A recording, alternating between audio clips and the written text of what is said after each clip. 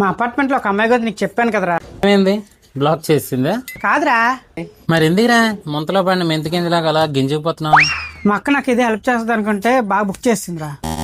నువ్వు బోగ్గాడు అని చెప్పింది ఏంటి? నేను బుక్ గడితే నువ్వేంట్రా? నేను చాకునిరా. బొంగులు దెబ్బ అంత ఉన్నా నువ్వు చాకేంట్రా?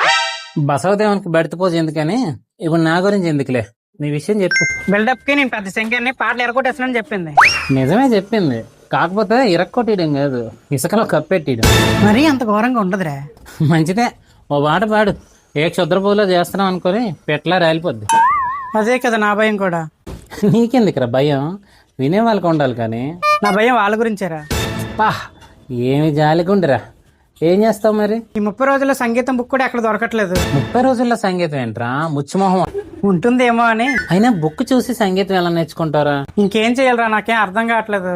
ఇప్పటికిప్పుడు నువ్వు సంగీతం నేర్చుకోవడం అంటే మన జనాలు తట్టుకోలేరు కానీ, ఓ 2 పాటలు నేర్చుకుని తాగలేడు. ఆ ప్రయత్నం కూడా అయింది.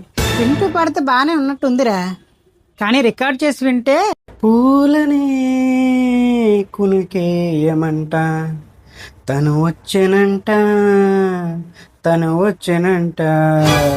అరే పాడి నీకే అలా ఉంటే వినేవాళ్ళ పరిస్థితి ఏంట్రా? రచ్చ కన్నీరే.